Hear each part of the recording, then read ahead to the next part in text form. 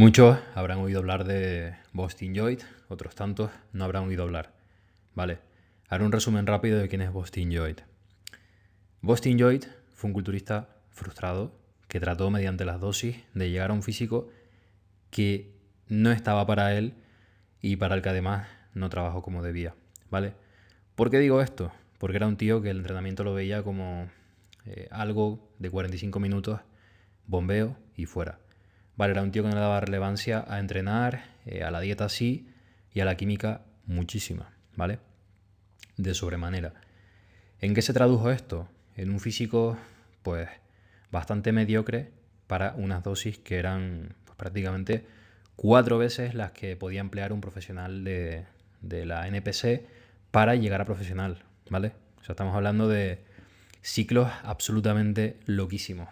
Entonces, Boston se hizo famoso en su momento por una transformación muy sonada, ¿no? Muy conocida en Estados Unidos, en la cual pasa de ser un niño gordito, ¿vale? Un niño, pues, que ha hecho un volumen, se ha pasado un poco, y con una barriga muy incipiente, propia de alguien con mucha grasa visceral, ¿vale?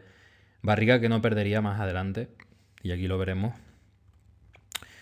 que aquí se transformó, ¿no? en un culturista en un año, pero esa barriga no la abandonaría. Es una barriga propia de grasa visceral, propia de una tortuga ninja. Si bien tenía muy buena espalda, ¿vale? Como podemos ver aquí, tenía un físico pues bastante decente, ¿no? Y cuando metía la barriga, pues se veía bien, ¿no? Pues este fue el joven Boston. Después de esto, le dio por empezar a utilizar aceites de manera localizada. En este caso sí que ni Esiclen ni nada del estilo, era prácticamente Sintol, ¿vale? Él decía que el Sintol bien usado pues quedaba bien. Quedaba bien quiere decir pues estos tríceps y estos bíceps tan absolutamente hermosos. Entonces Boston, dentro de su hoja de ruta, decidió que quería llegar a ser profesional, ¿vale? Él quería competir y rechazar la Procar tras ganarla. Ese era su sueño y su ambición.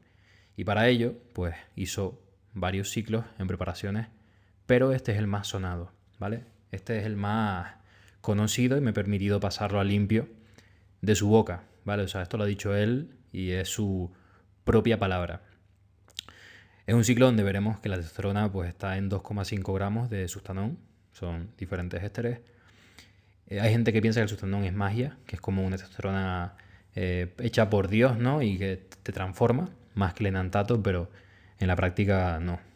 También propio, porque bueno, Boston creía, él pensaba que combinar varias testos era más anabólico y sinérgico y demás, lo cual ya se ha visto que es mentira.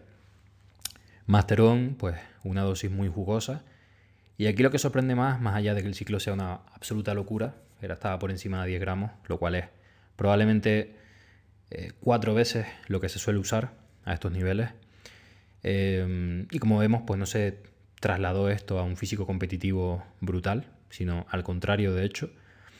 De hecho, Boston manifestó que para él entrenar a veces casi que no era una opción por el dolor de estas inyecciones, por las cantidades que usaba. ¿Vale? Hay que pensar que esto a lo mejor son tranquilamente, no lo sé, 100 mililitros de química, quizás. Entonces hablamos de, claro, de que ¿dónde coño la pones? No hay sitios para ponerla. Y llega un punto en que todo te duele y en que estás inflamado por todos lados. Entonces, bueno, lo que más canta aquí es la trembolona, 2 gramos. Pero debo decir que en Estados Unidos la mayor parte de laboratorios under son bastante malos. Y Boston esto lo sabía. Entonces lo que él hacía era usar diferentes marcas. Y así, pues, como él decía, algo iba a ser verdad. Algo iba a ser bueno y algo le iba a provocar, ¿no? Entonces quizás esta dosis de 2 gramos, que básicamente es algo que te volvería un psicópata y no dormirías en semanas, pues quizás no fuese la dosis real. Luego en cuanto a tiroides, no hay algo tampoco loquísimo. Clenbuterol tampoco. Y hormona, pues bueno, en Estados Unidos a nivel open no es algo muy loco, ¿vale? No es algo tan fuera de lo común entre 10 y 12 unidades. De hecho, Matt Jansen, el que prepara a Annie Walker, a Clarida y demás, pues esto es lo que suele recomendar a nivel amateur, ¿vale? Entonces no es algo muy loco. Y Bostin acabó falleciendo con 30 años. Y al morir tenía un fallo renal. ¿Por qué tenía un fallo renal? ¿Vale? No por lo que había hecho antes. Eso aún no lo había creado el fallo renal. El fallo renal viene porque usó un péptido llamado FTP, llamado adipotide, que básicamente había sido investigado en monos y en ratones, ¿vale? Estudios en los cuales, por cierto, los monos tuvieron fallo renal. Pero Bostin dijo, bueno, ¿por qué no? Voy a probarlo. Y no solo lo probó, sino que lo utilizó en la zona de la lumbar, muy cerca donde están los riñones. Además de esto, no había un protocolo de uso. Entonces lo que hacía era usar una botella al día.